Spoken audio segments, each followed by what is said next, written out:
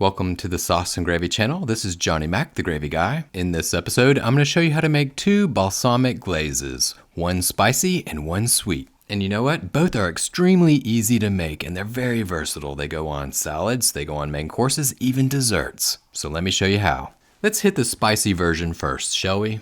Nothing too difficult, it's a very easy recipe. Grab one habanero pepper, or if you have a pepper that you like to use of your choice, go for it. Break out your blade and a board and get choppy on that habanero.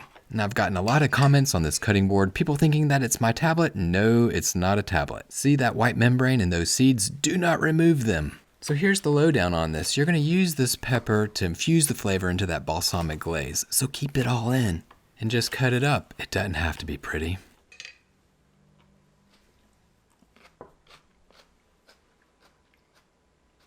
Alright, time for you to get serious. Enough of that prep work chit-chat stuff. Snag your favorite balsamic vinegar, nothing too special, just use what you typically use. Round up a small sauce pot, and this sauce pot is perfect for making smaller amounts. It's 2 cups. I'll put a link in the description below so you can check it out and see what I'm using.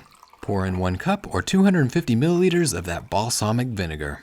Snatch that habanero pepper and drop it in. And again, if you want to use any other type of pepper, go for it. Why not?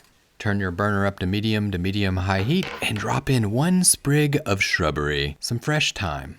Give everything a quick mix and then bring it to a boil over medium to high heat. Once it starts to boil, turn that heat down to low and cook for about 20 to 25 minutes until it becomes thick. And I'm sure that you're probably starting to notice that this is a very simple recipe. 3 ingredients, reduce them down, and then boom, bam, power-packed flavor along with some heat. While this glaze slowly simmers down, it would be a perfect time to smash that subscribe button, and don't forget to hit the notification bell to stay tuned to the latest and greatest sauce making tips and techniques. So it's been 20 to 25 minutes. You're wondering, how do I know whenever this is thick enough? So really you can reduce this until it's a syrup if you wanted to, but you can reduce this until it coats the back of the spoon. At that point, you're good to go.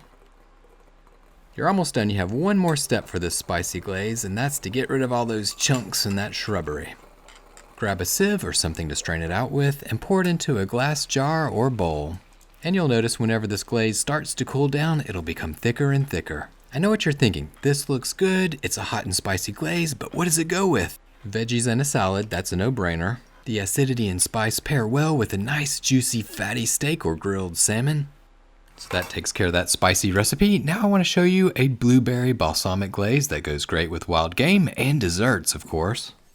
You'll be happy to know this is a simple recipe, no prep work. Just grab your favorite bottle of balsamic vinegar, pop that top off, and then pour 1 cup or 250 milliliters into a saucepan. You're not going to be using that much liquid, so you definitely want to use a small saucepan. For this glaze, a little bit goes a long way to really flavor a dish. Add 1/4 cup, that's 36 grams of fresh blueberries. Make sure you wash them, you don't know where those blueberries have been. Turn your burner up to medium to high heat and add 1 tablespoon, that's 15 grams, of dark brown sugar. Snag a spoon, give everything a stir. The goal here is to dissolve that brown sugar into the liquid. Bring everything to a boil. Once it starts to boil, reduce the heat to low and then simmer for about 20 to 25 minutes until thick. It's been 10 to 12 minutes. You're halfway through the cooking process. This is what it looks like. The blueberries, they burst, but the liquid, it's still not thick enough.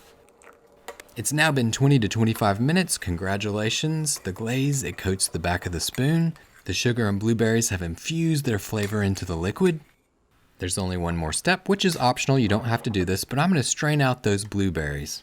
You can keep them in if you like, but I like to take them out and use them as a garnish for a salad or a main course. So what does this blueberry balsamic glaze go with? You have so many options here. It goes great with venison, lamb, steak. As well with pork, put it on fish, drizzle it over your salads, works great as a topping sauce for ice cream. Your options, they're endless. So that's it, 2 great recipes. Hope that you enjoyed them. If you found them helpful, be sure to hit that like button. Thank you for watching the Sauce and Gravy channel. I'll see you on the next recipe. Until then, remember, keep whisking, y'all.